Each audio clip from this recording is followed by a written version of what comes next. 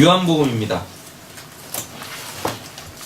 오늘 저희가 해결할 게 왜 예수 그리스도를 하나님의 독생자라고 부르는가. 그래서 그 독생자가 뭘 의미하는지에 대하여서 살펴보겠습니다.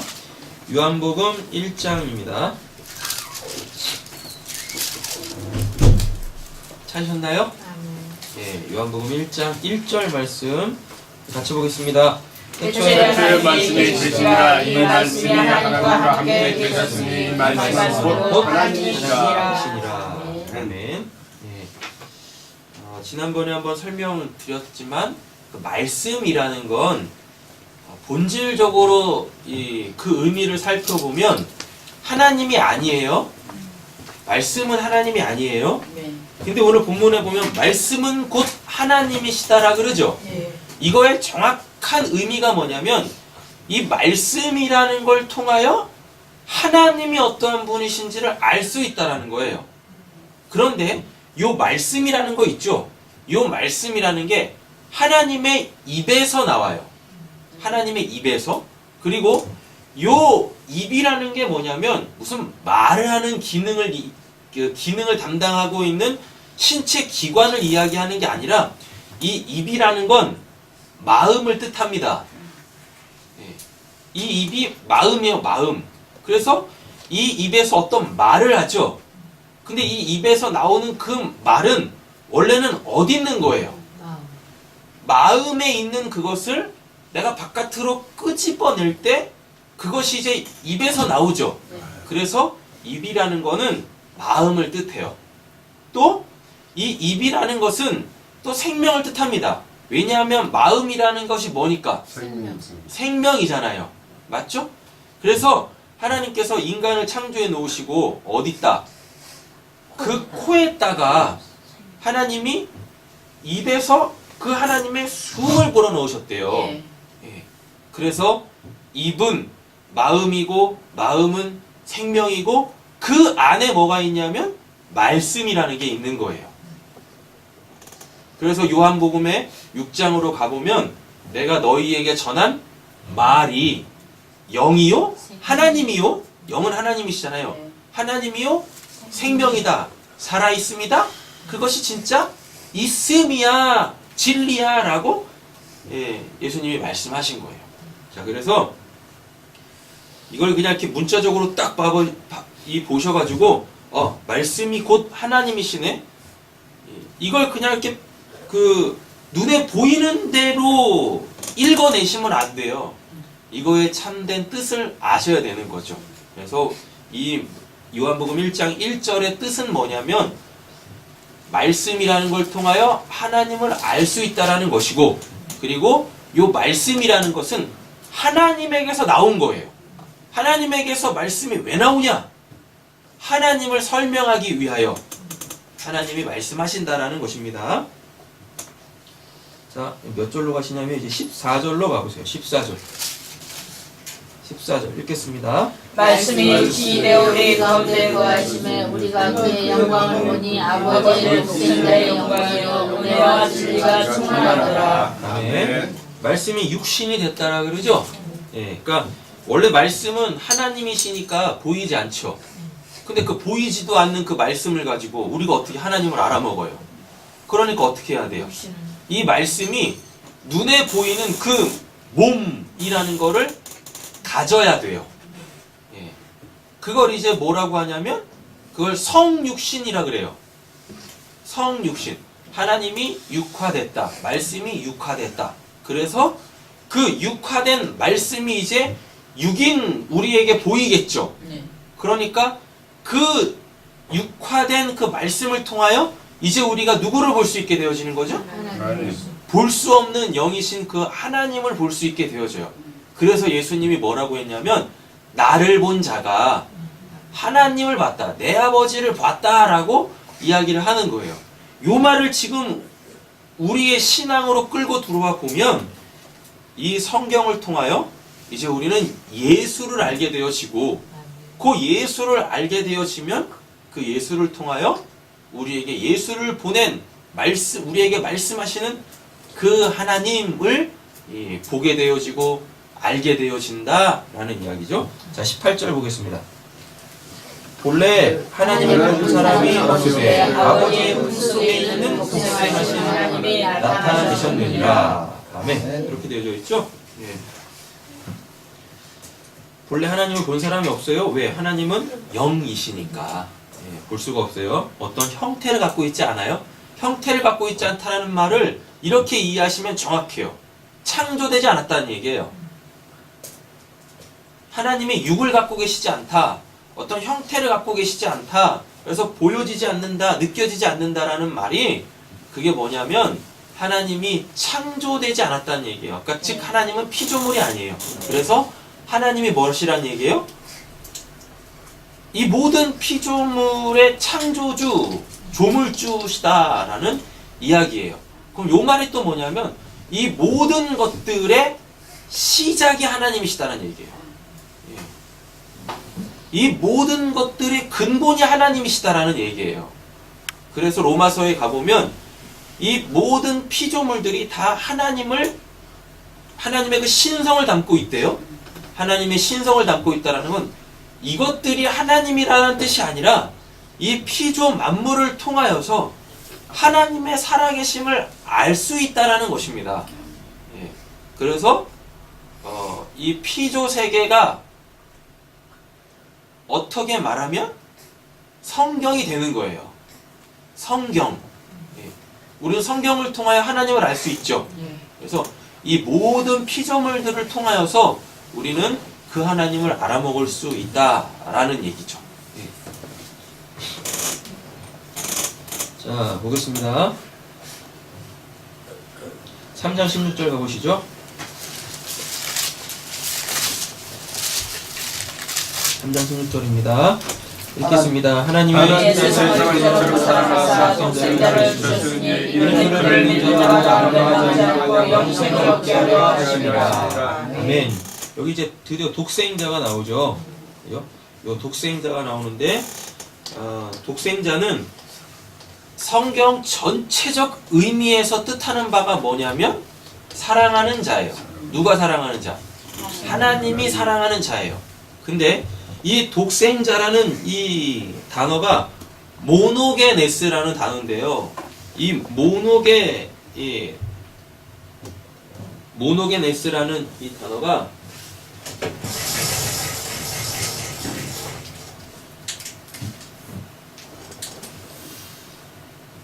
모노스라는 단어하고 기노마이라는 단어가 이렇게 딱 붙으면 모노게네스 독생자가 되는 거예요. 근데 이 모노스가 뭐냐면 모노 드라마 이런 거 많이 들어보셨죠? 모노, 스테레오 이거 들어보셨죠?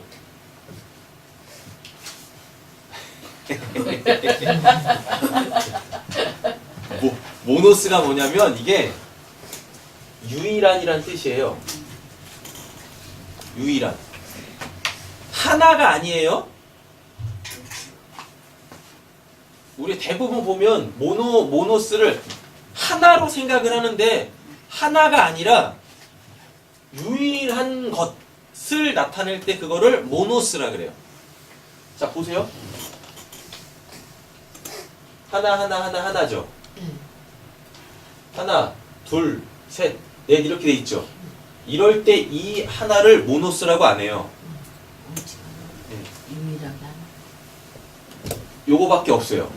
그럼 우린 이거를 하나라고 이야기하지 않고 뭐라 그래요? 한 개. 한 개라 그래요? 한 개는 이거라니까요. 유일. 한 개, 두 개, 세 개, 네 개. 이렇게 하나밖에 없을 때는 하나라고 안 그래요. 유일하다라 그러죠.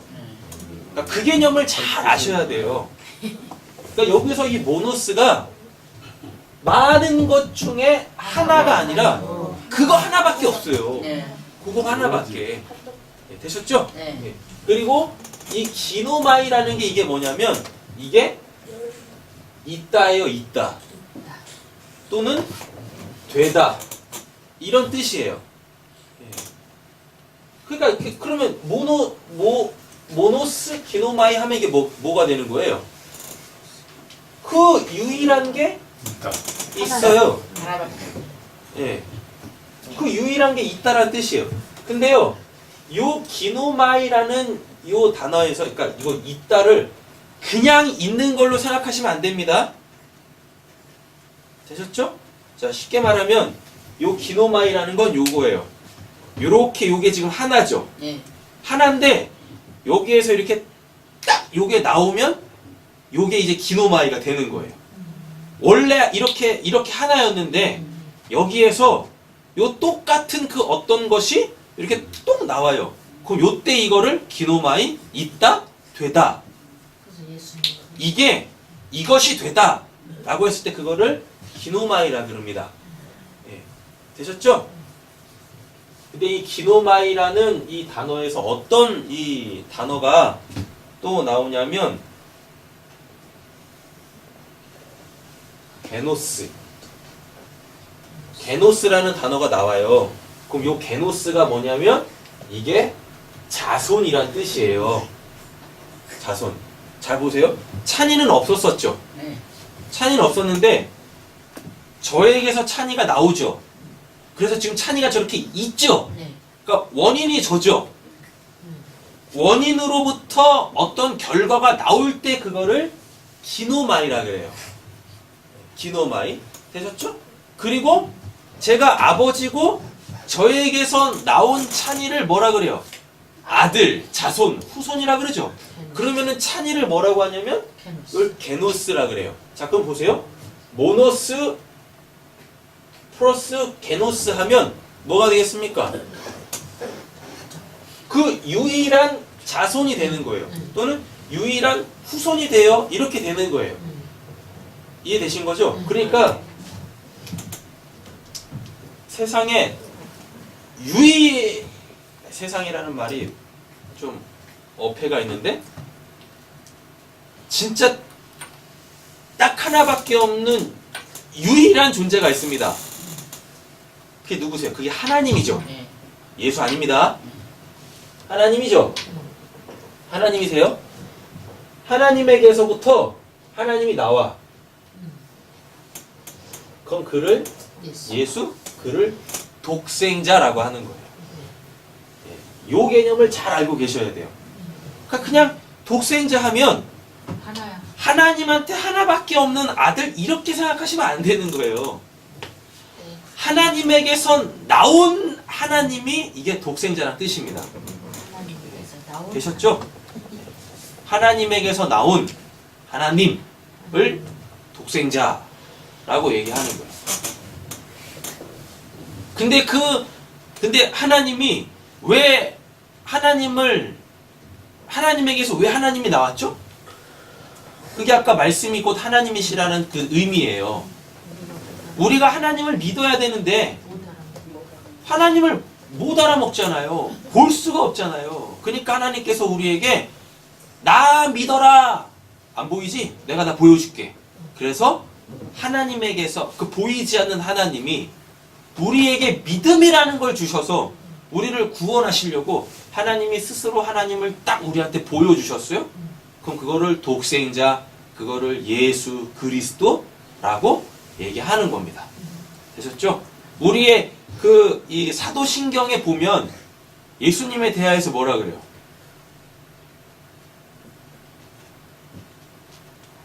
찾아보세요. 사도신경. 생각 안 나시죠? 중간만 하나. 중간에 있는 거 얘기하니까 생각이 안 나시죠? 성령으로 잉태하사 그 외아들 우리 예수. 외아들이라 그러죠? 이거 오역한 거예요. 그 외아들 우리 주 예수 그리스도를 믿사니. 외아들 이게 되게 잘못된 오역이에요. 외아들. 외아들이 뜻이 뭐예요? 하나밖에 없는 아들. 하나밖에 없는 아들이에요?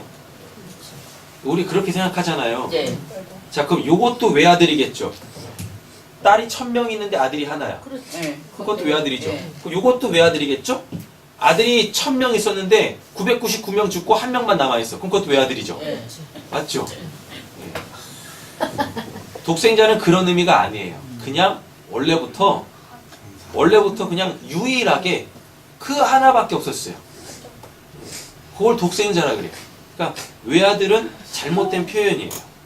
외아들은. 저 잠깐 독생자 우리 주 예수 그리스도 믿사 고치하면 아유, 고치지 마세요. 뭘 그걸 고쳐가지고 또 헷갈리게 그냥 외아들 의미만 아시면 되는 거지. 2단대.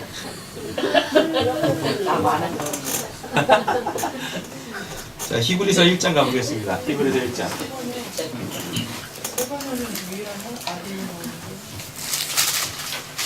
세 번역으로 외우시려고요? 히브리서 1장입니다. 찾으셨어요? 아멘. 1절, 2절 읽겠습니다. 에스겔 선지자를 통하여 여러 부부와 여러 모양으로 우리 조상들에게 말씀하신 하나님이 모든 날 마지막에는 아들을 통하여 우리에게 말씀하셨으니 이 아들은 만유의 상속자로 세시고 또 그로 말미암아 모든 세계를 지으셨느니라. 아멘. 이게 요한복음 1장 1절 풀이해 준 겁니다. 말씀하신 하나님이라고 돼 있죠. 요한복음 1장 1절에서 뭐였었어요? 말씀이 곧 하나님이시다. 그러니까 그 의미가 뭐라고 말씀드렸죠? 하나님이 말씀하세요. 왜? 하나님이 자신을 알리시기 위하여서 말씀이라는 걸 하신단 말이에요. 근데 이 모든 마지막 날에는 뭐라 그러죠? 아들을 통하여 우리에게 말씀하셨으니 라고 되어져 있어요. 그러면 아들은 무슨 의미라고 말씀드렸었나요? 아버지의 살아계심을 나타내는 증거가 아들이라 그랬었잖아요. 그래서 우리 이런 말 한다니까요. 아들을 보면 누구를 알 수 있대요? 그 아버지를. 그 아버지를 알 수 있다니까요. 근데 또 이건 또 틀려요. 아버지를 보면 그 아들이 어떠한지 알 수는 없어요. 그래요. 근데 아들을 보면 그 아버지가 어떠한 분이신지는 알 수 있어요. 이 말이 뭐냐면요. 이스라엘 사람들이 예수님 통해서 하나님을 봤어요, 못 봤어요? 못 봤지 그 사람. 몰라.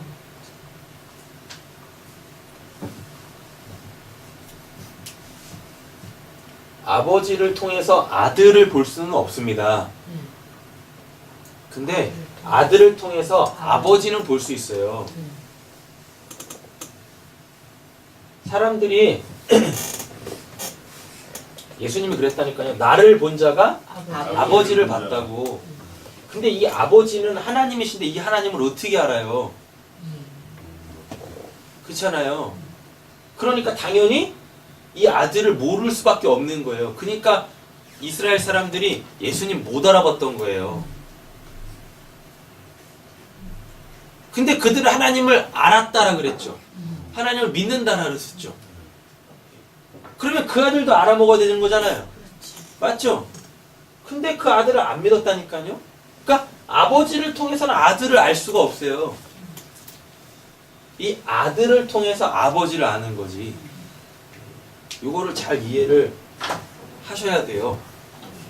그러니까 하나님 믿는다 하면서 그 아들, 즉 하나님의 말씀을 모르면 그거 하나님 믿는 거 아니라고요. 이걸 잘 아셔야 돼요. 말씀이 그 아들이래잖아요. 맞죠? 아까도 요한복음에도 보니까 말씀이 육신이 되어 우리 가운데 거하심에 은혜와 진리가 충만하더라. 그게 아들 예수지 않습니까? 예. 그러니까 예수를 모르면, 근데 그 예수가 이 성경이죠. 지금 우리한테는. 예. 맞죠? 요한복음에도 그렇고 누가복음에도 보면 이 성경이 예수님을 설명하고 있다라고 이야기하고 있단 말이에요. 그러니까 이 성경을 모르는데 어떻게 하나님을 믿어요? 어떻게 하나님을 알아요? 이 성경을 모르는데 어떻게 자기의 삶에서 또 자기의 신앙에서 역사되어지는 그 어떠한 일들이 하나님의 일인지 사탄의 일인지를 어떻게 분별하냐고요. 여러분, 그래서 성경을 잘 하셔야 되는 거예요. 성경 모르면 자기 삶 속에서 일어나는 게, 자기 신앙 속에서 일어나는 게 그게 하나님의 역사인지 사탄의 역사인지 구별을 못한다니까요. 그리고 대부분 하나님을 믿는다라 그럽니다. 그러니까 무엇해요? 다 하나님의 역사로 다 이해해버려요. 그래 그걸 증거한다니까요? 그럼 그들이 다 거짓 선지자 되는 거예요. 딴 게 이단이 아니에요. 그게 이단인 거예요. 그게. 자, 보겠습니다. 그러니까 독생자라는 의미는 이제 이렇게 이 정립을 딱 해놓으시면 돼요. 독생자는 하나님을 설명하는 아들이에요.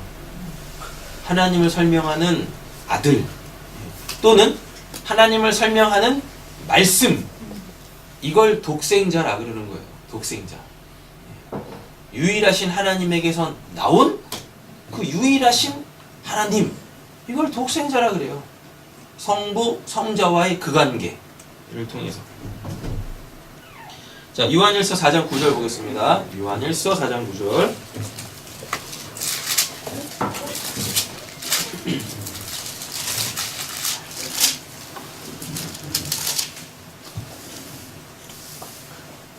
하셨어요? 아멘. 읽겠습니다. 하나님의 사랑은 우리에게 이렇게 나타난 바가 되었으니 하나님이 자기의 독생자를 세상에 보내시면 그로 말미암아 우리를 살리려 하심이니라. 아멘. 그죠?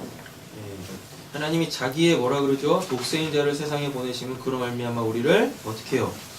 살리려 하심이라 라고 되어 있습니다. 자, 8절 보세요. 사랑하지 아니하는 자는 하나님을 무엇한대요? 알지 못하나니 라고 되어 있죠. 그래서 이는 하나님은 뭐라 그러시죠? 사랑이심이라 라고 이야기하네요. 7절에도 보면 사랑하는 자들아, 일부러 거꾸로 가는 겁니다. 사랑하는 자들아 우리가 서로 사랑하자. 사랑은 하나님께 속한 것이니 사랑하는 자마다 하나님께로부터 뭐예요? 나서. 이게 독생자라니까요. 성경 전체적으로 독생자가 뭘 의미하는 거라고 했었어요? 사랑하는 자. 사랑하는 자가 독생자라니까요. 하나님으로부터 나서 하나님을 알고 라고 돼 있죠. 자, 근데 이제 그 앞에 본문을 보세요. 6절. 이게 중요해요. 우리는 하나님께 속하였으니 하나님을 뭐하는 자는? 아는 자는 우리의 말을 듣고 하나님께 속하지 아니한 자는 우리의 말을 듣지 아니하나니 진리의 영과 미혹의 영을 이로써 아느니라 라고 되어 있습니다. 근데 마태복음 28장 마지막 절에 예수님이 뭐라 그랬어요? 내가 너희에게 분부한 모든 것을 가르쳐 지키게 하라 라고 합니다. 그러니까 예수님이 우리한테 주신 그 말씀, 즉 이 성경을 통하여 먼저 우리가 알아야 될 것은 그 예수, 그 말씀 자체를 알아야 돼요. 그게 뭘 뜻하는지를 알아야 돼요. 그러면 누구가 보여지기 시작하죠? 하나님이 보여지기 시작해요. 그럼 그 하나님이 보여지신다라는 것은 그 하나님이 어떠한 분이시라는 걸 알게 되어져요. 지금 제대로 가고 있는 거예요. 절수대로. 사랑이라는 걸 알게 되어져요. 그럼 이제 그 사랑이 뭔지를 성경에서도 찾아봐야 되겠죠. 사랑이 뭐냐면 사랑은 허다한 죄를 덮는 겁니다. 근데 그 허다한 죄를 어디서 덮으셨어요? 십자가에서 덮으셨어요. 그래서 로마서에 보면 십자가는 하나님의 사랑의 확증이다라고 이야기를 하는 거예요. 근데 그걸 누가 했습니까? 예수가 십자가에서 죽으심으로. 그래서 요한복음에 보면은 친구를 위하여 죽는 자가, 자기 목숨을 내어주는 자가 사랑한 것이다 라 그래요. 그게 진짜 사랑이다, 그게 진짜 큰 사랑이다 라고 이야기를 한단 말이에요. 그렇게 우리는 예수로 통하여 하나님을 알아가게 되어지는 거죠. 그렇게 하나님을 알아갈 때 하나님께서 우리 보고 뭐라고 하시냐면 너가 나를 사랑하네 라고 하시는 겁니다. 우리가 하나님을 사랑하는 건 그게 뭔 뜻이냐면 하나님이 이런 분이시네. 하나님의 그 사랑을 알아갈 때 그게 우리한테는 하나님을 사랑하는 거예요. 그러니까 하나님 열심히 알아가세요. 하나님이 어떠한 분이신지, 하나님이 영이시다라고 했을 때 그 영이 뭔지, 하나님이 사랑이시다라고 했을 때 그 사랑이 뭔지, 하나님이 거룩하시다라고 했을 때 그 거룩이 뭔지, 그거를 알아갈 때 그래서 그것이 나의 삶 속에서 이렇게 실제적으로 육화되어져 갈 때 하나님이 그거를 너가 전심으로 나를 사랑하는구나 라고 해주시는 거예요. 우리 세상교회는 뭐 단 거 없어요. 하나님 하나님 알아가시면 돼요. 그래서 하나님 사랑하시면 돼요. 우리 세상교회는 그것만 하면 돼요. 이 땅에 있는 모든 교회가 해야 될 건 그거 하나밖에 없어요. 그래서 하나님께서 우리에게 주신 율법이 뭡니까? 계명이 뭡니까? 우리가 반드시 지켜야 할 게 뭡니까? 사랑이잖아요. 하나님 사랑, 이웃 사랑이잖아요. 그 이웃도 육신적 이웃 얘기하는 거 아니죠? 하나님 사랑, 이웃 사랑이라고 할 때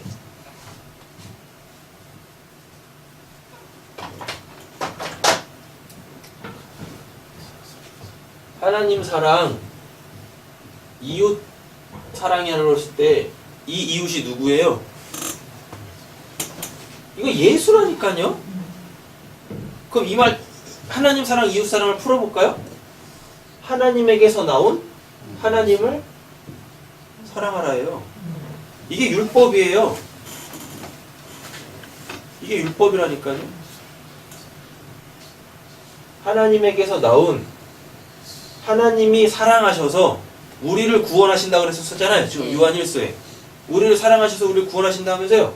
하나님이 우리를 사랑하셔서 하나님을 보내주셨어요. 이게 하나님 사랑, 이웃 사랑, 율법이라니까요. 그럼 우리 보고 율법을 지키라는 얘기는 뭐겠습니까? 하나님에게서 나온 그 하나님, 이 예수, 눈에 보이는 이 예수, 이 성경을 통하여 이 하나님이 어떤 분이신지를 알면 되는 거예요. 그 율법을 지키는 거예요. 그럼 율법 조항으로 지키는 게 아니에요. 그 의미로 지키는 거지. 근데 율법엔 조항이 있죠. 맞죠? 근데 그 율법의 조항들이 우리 보고 지키라고 하는 겁니까? 아니면 그 율법의 조항들을 통하여 내가 어떠한 자인지를 알아먹으라는 얘기입니까? 후자죠? 로마서에 그러잖아요. 사도 바울이 그런다니까. 율법 조항으로 잘 지켰던 사도 바울이 했던 말이 율법 내가 알고 봤더니 이제야 알고 봤더니 율법은 조항으로 지켜내서 내 의를 확고하게 하는 것이 아니라 율법은 내가 죄인이라는 걸 깨닫게 하는 거였더라 라고 이야기한다니까요. 조항으로서의 율법을 통하여 내가 죄인, 내가 죽을 수밖에 없는 자구나 라는 것을 알게 되어지면 선한 사마리아인, 그 참된 이웃, 그 예수가 우리에게 와서 우리의 그 율법으로 인하여서 폭로되어진 나의 그 모든 죄를 덮어. 어디서? 십자가에서. 네. 그러면 그게 하나님의 사랑이구나. 하나님이 나를 이렇게 사랑하시네 라는 걸 깨닫게 되어지는 거예요. 그러면 이거를 율법을 지켰다라 그래요. 율법의 조항 몇 개를 지켜놓고 내가 율법 지켰다라고 하는 게 아니라니까요. 그러니까 예수님께서 율법 지키는 자들한테 뭐라 그래요? 야, 이 독사의 새끼들아, 외식하는 자들아 라고 얘기하시는 거예요. 그 무거운 짐만 지우는 자들아 라고 한다니까요.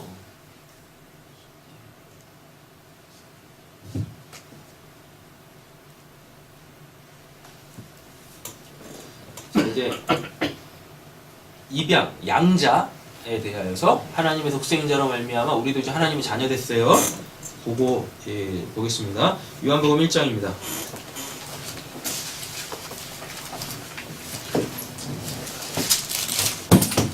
요한복음 1장 12절입니다. 찾으셨나요? 아멘. 읽겠습니다. 영접하는 자 곧 그 이름을 믿는 자들에게는 하나님의 자녀가 되는 권세를 주셨으니. 아멘. 예. 누구를 영접해요? 독생자를 영접하죠.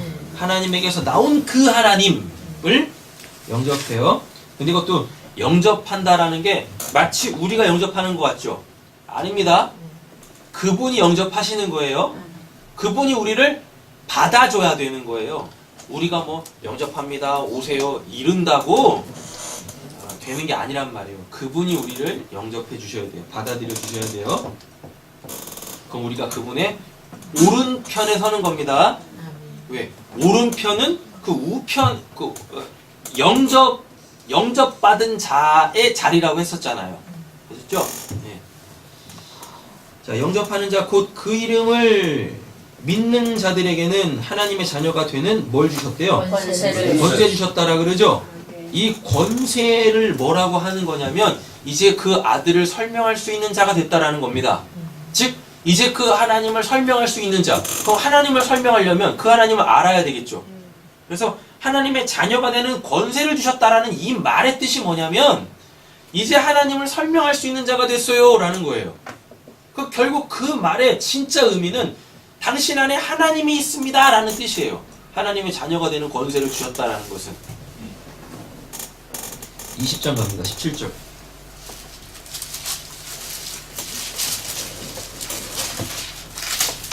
요한복음 20장 17절. 찾으세요? 아멘. 읽겠습니다. 예수께서 이르시되 나를 일만아 내가 아직 아버지께로 올라가지 아니하였노라. 나는 너의 형제들에게 가서 이렇게 내가 내 아버지이고 너희 아버지 내 하나님이고 너희 하나님께로 올라간다 하시니. 아멘. 이제 예수가 독생자였는데 이 독생자가 하나님께서 나왔다라 그러잖아요. 그럼 진짜 독생자가 되려면 어떻게 돼야 될까요? 독생자가 하나님에게서 나온 하나님이 독생자잖아요. 네. 영이신 하나님이 육화되는 걸 독생자라 그래요. 근데 사람들이 지금 부활하신 이 예수를 붙잡으려고 그러죠. 예. 맞죠? 예. 그 육을 붙잡으면 안 되는 거죠. 네. 그러니까 어떻게 돼요? 영으로 이제 하나님. 원래 하나님께로 돌아가야 돼요. 그럼 이 말이 뭐냐면 너희들 아직까지 다 육신적 나를 붙들면은 이 하나님 아직도 모르는 거야. 그러니까 예수가 하나님과 이렇게 하나가 돼야 그제서야 그 예수를 본 자들은 이 하나님을 알게 되어지고 이 하나님과 연합이 되어지는 겁니다. 그러니까 제발 육신적 예수를 붙잡지 마세요. 아멘. 이 말이 우리의 신앙에서는 이렇게 나오는 거예요. 성경에 기록되어져 있는 육신적 구원들 있죠. 육신적으로 구원받는 거, 뭐 병이 낫거나 또는 무슨 뭐 귀신이 나가거나 뭐 이런 것들 있지 않습니까? 또는 뭐 죽은 사람이 살아나거나 아니면 또 육신적 문제들이 해결되어지는 거, 이거를 신앙의 목적으로 두지 마시라고요. 이 육신은 결국 죽게 되어져 있다니까요. 근데 왜 이거를 붙드시는 거예요? 이거 붙드는 거 아니에요. 우리의 신앙은. 그럼에도 불구하고 우리의 삶 속에서는 그렇게 병이 낫게 되어지는 은혜도 있고, 그죠? 또 소위 말하는 귀신이 나가는 은혜도 있고, 육신적 이런저런 문제들이 해결되어지는 일들도 있고, 심지어 진짜 죽은 사람이 살아나는 그런 일들도 있잖아요. 근데 그런 것들은 하나님께서 우리에게 은혜를 베푸시는 그 구원의 궁극적 목적지가 아니에요. 그걸 통하여서 뭔가를 알아먹으라는 겁니다. 우리에게서 병이 고쳐졌어요? 그럼 우리 안 죽는 겁니까 이제? 다시는 병이 우리에게서 안 생겨요? 아니라니까요. 그게 뭐냐면 병이 뭐라 그랬었습니까? 그 사망이라는 것들의 증상이라 그랬잖아요. 그러니까 병이 나에게 오는 걸 통하여서 병이 내가 병에 걸리는 걸 통하여서 아 나는 결국 죽을 수밖에 없는 자구나. 그거 알아먹으라고요. 근데 그 병이 고쳐졌어요. 그럼 뭐겠습니까? 사망의 증상이 사라졌잖아요. 그럼 나에게서 뭐가 떠나갔다는 얘기예요? 그 사망, 하나님과의 그 영원한 단절이 해결됐다라는 거예요. 귀신이 나갔어요. 귀신이 나갔다는 의미가 뭐겠습니까? 더 이상 미친 짓 안 한다는 얘기예요? 그 말 아니잖아요. 귀신이 뭐였었어요? 악한 영, 하나님의 말씀, 잘못된 말씀.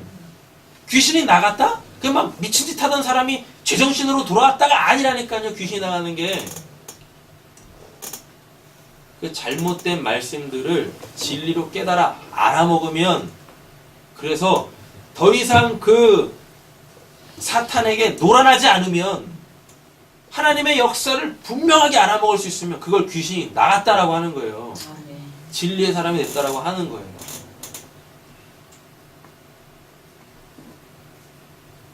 그거 다 얘기하는 거예요. 근데 어떻게 기독교 신앙이 썩어져 없어질 육신에 포커스가 맞춰져가지고 뭘 그렇게 육신적 문제가 해결되어지면은 뭘 그렇게 좋아하는 거예요. 뭘 그렇게 그걸로 또 자랑하고 뭐 하는 거냐고요.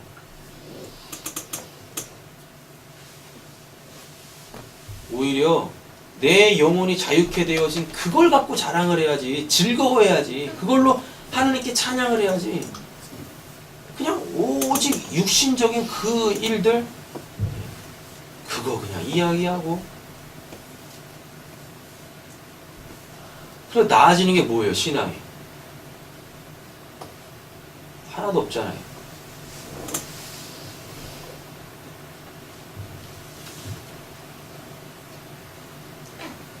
스스로 말씀을 볼 수 있습니까? 뭘 할 수 있습니까? 기도해서 응답을 받아요? 받는 응답이 그게 하나님의 응답인지 그 분별을 할 수 있는 거예요? 없잖아요.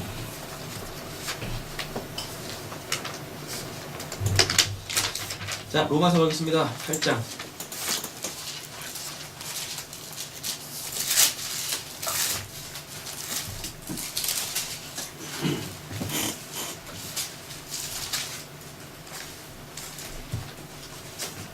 (15절에서) (17절입니다) 읽겠습니다. 너희는 다시 무수하는 종의 영을 받지 아니하고 양자의 영을 받았으므로 우리가 아빠 아버지라고 부르느니라.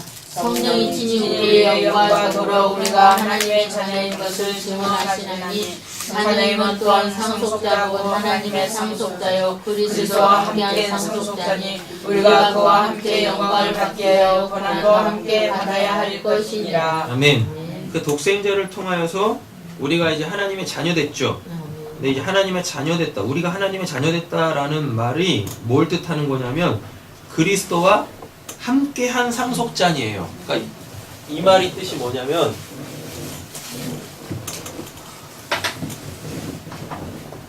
상속이라는 말이요. 그러니까 아버지의 것을 이렇게 물려받는 거죠. 맞죠? 그거를 상속자라 그러잖아요. 그 물려받을 수 있는 자를 상속자라 그러잖아요. 그죠? 근데 보면 그리스도와 함께 상속자 됐다라 그래요. 그리스도와 함께 상속자 됐다? 그러니까 요 말이 뭐냐면 크게 두 가지 의미가 있습니다.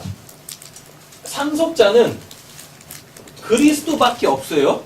근데 여기서 이 함께라는 게 여기 그리스도 바깥에 이렇게 해서 손잡고 무슨 이렇게 받는 걸 얘기하는 게 아니에요. 뭐냐면 그리스도 안으로 들어가. 그리스도와 함께가. 그리스도 안으로 들어가. 그리스도가 받을 때 같이 받게 되어지는 거예요. 그러니까 그리스도 받을 때 내가 그리스도 바깥에서 나도 받는다는 얘기가 아니에요. 그러니까 엄밀히 따지면 내가 받을 건 없어요.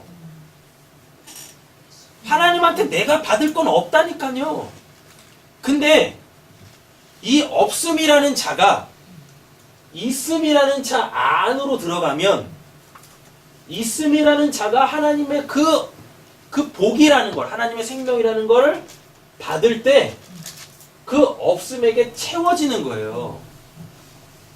이게 첫 번째 의미예요. 두 번째 의미는 뭐냐면 이 그리스도는 하나님이시죠? 맞죠? 그럼 하나님께서 하나님이 하신 그 사역을 통하여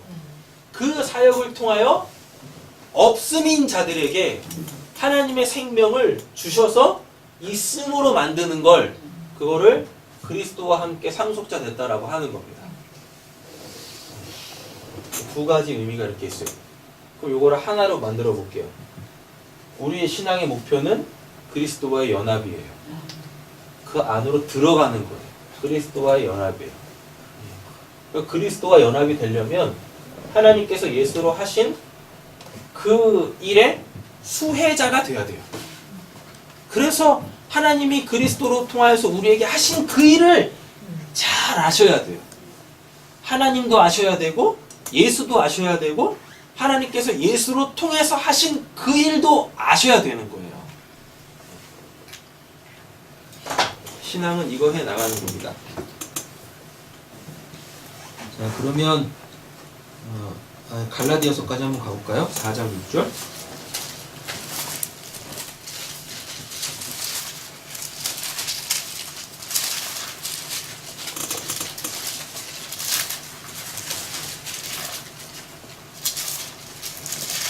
하셨어요? 아멘. 읽겠습니다. 너희가 아들이므로 하나님이 그 아들의 영을 우리 마음 가운데 보내사 아빠 아버지로 부르게 하셨느니라. 네. 너희가 아들 됐다라 그러죠? 아멘. 예, 아들 됐어요. 하나님이 뭐라 그래요? 아들의 영. 그럼 이게 예수죠? 네. 하나님이 그 아들, 여기서 그 자가 붙으니까 네. 이거 유일하신 독생자 그분밖에 없어요. 하나님한테는 아들이 그거밖에 없으니까. 하나님에게서 나온 아들은 예수밖에 없잖아요. 그 아들의 영, 이거 예수인데 그 뒤에 영자가 붙었죠. 그럼 예수는 아닐 거 아니에요. 그럼 이거 누구겠어요? 성령이죠. 하나님에게서 나온 게 두 개가 있습니다. 뭐요? 예수와 성령이죠. 맞죠? 예수는 눈에 안 보이죠? 예수는 눈에 보이죠? 성령은 눈에 안 보이죠. 이렇게. 그런데 이 성령은 역사하는 영이에요. 네. 그래서 소위 성경에서 바람으로 많이 비유를 합니다. 바람은 눈에 안 보이는데 바람이 지나간 자리에는 항상 뭐가 남아요? 흔적이 남아요. 그래서 바람이라는 것이 있구나라는 걸 알아먹잖아요. 그래서 하나님에게서 나온 건 눈에 보이는, 그러니까 인간을 구원하기 위한 목적으로 눈에 보이는 건 예수, 눈에 보이지 않는 건 성령, 이렇게 되는 겁니다. 에베소서 1장으로 마치겠습니다. 5절에서 6절입니다. 에베소서 1장 5절에서 6절입니다. 찾으셨어요? 아멘. 읽겠습니다. 그 깊으신 뜻대로 우리를 이루사 예수 그리스도로 말미암아 자기 아들들이 되게 하셨으니 이는 그가 사랑하시는 자 안에서 우리에게 거저 주시는 바 그의 은혜의 영광을 찬송하게 하려는 것이라. 아멘. 여기 정확하게 나오죠. 독생자의 뜻. 그가 사랑하시는 자. 이게 독생자입니다. 왜 이게 독생자의 본질적 뜻이 되냐면 하나님이 사랑이신데, 그잖아요. 하나님이 사랑이시잖아요. 근데 하나님에게서 나온 게 예수잖아요. 그러니까 하나님이 사랑이신데 하나님에게서 나오는 건 뭐겠어요? 하나님이 사랑이세요. 그 하나님에게서 나온 게 뭐겠어요? 사랑이죠. 하나님에게서 나온 게 하나님이니까 하나님이 사랑이래요. 그럼 사랑에서 나오는 게 뭐겠어요? 사랑이죠. 그래서 그걸 독생자, 그래서 독생자의 성경적 의미는 사랑하시는 자예요. 그렇게 되는 거예요. 근데 우리가 그 사랑하시는 자 뭐에서? 안에서 우리에게 거저 주시는 바 그의 은혜의 영광을 찬송하게 한대요. 그 하나님의 사랑으로 우리가 하나님의 아들들 됐어요. 그러니까 우리가 하나님의 아들들 됐다라는 건 이 사랑을 전하며 사는 거예요. 이 사랑을 실천하며 사는 거예요. 우리의 목적은 거기 있는 겁니다. 사랑은 허다한 죄를 덮는 거죠.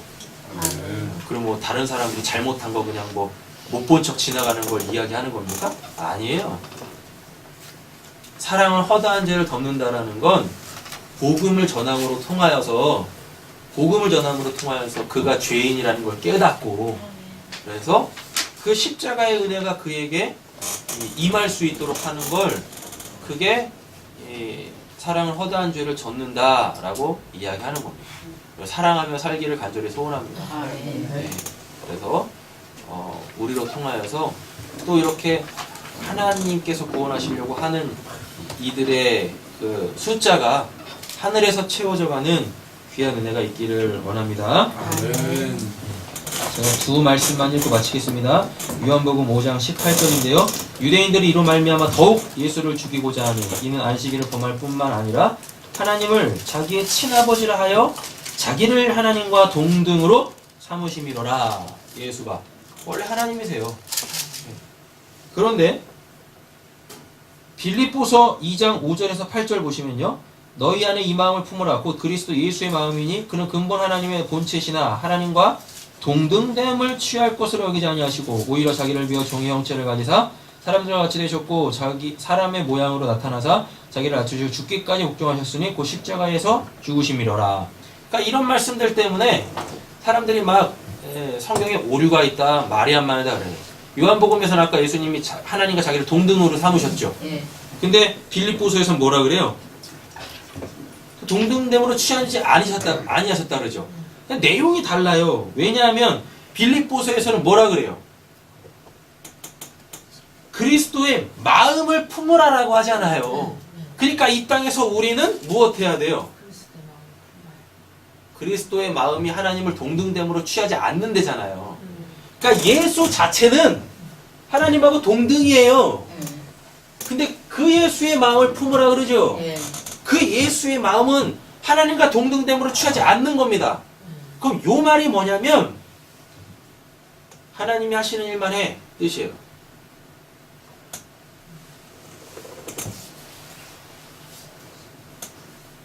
이거 이해를 잘 하셔야 되는데 요한복음에서는 예수님이 자기를 하나님과 동등됨으로 취하셨어요. 예. 그 말이 뭐냐면 그냥 예수님이 하나님이시란 뜻이에요. 그래서 그냥 하나님이 하나님의 일을 한다란 뜻이에요. 동등됨을 취하심이. 근데 빌립보서에서는 그 말하는 게 아니라니까요. 이게 지금 그리스도의 마음을 품으라 그러잖아요. 그러니까 대상이 지금 나잖아요. 나. 예. 예수는 하나님이시잖아요. 근데 나는 하나님 아니잖아요. 그래서 나한테 그리스도가 적용이 되어지려면 예수가 하나님과 동등됨을 취하지 아니하셨다. 그 말이 뭐냐면 결국은 우리 보고 하나님의 그 사역을 감당하라는 뜻입니다. 그러니까 동등됨을 취했다. 동등됨을 안 취했다. 자꾸만 이렇게 여기에 매이지 마시고 그게 의미하는 게 뭔가를 보세요. 예수님이 하나님이셨잖아요. 그래서 하나님 그 예수님이 일을 하면 그건 그냥 하나님이 일하시는 거예요. 그거를 동등이라 그래요. 근데 우리 보고 그리스도의 마음을 취하라 그러죠. 맞죠? 예. 그럼 우리도 하나님의 일 하라라는 얘기죠. 예. 근데 우리는 뭐예요? 우린 예수 아니지 않습니까? 양자된 자지. 그래서 동등됨을 취하지 않는다는 얘기예요. 쉽게 말하면 너 하나님 아니야. 그러니까 넌 순종해. 충성해. 라는 말인 거예요. 근데 꼭 그냥 뭐 하나님의 일 해놓고 다 하나님과 동등됨을 취해요. 그게 우리 역사 속에서 어떻게 나올까요? 하나님이 받으셔야 될 영광을 지들이 다 챙깁니다. 자기네들이 다 챙겨. 그러면 그게 하나님과 동등됨을 취한다는 뜻이에요. 그런 뜻입니다. 겸손하게 하나님께서 우리에게 맡기신 그 사역, 예수가 이 땅에 남기신 그 사역을 온전히 감당하기를 간절히 소원합니다. 그래서 오직 하나님께만 영광 돌리세요. 기도하겠습니다.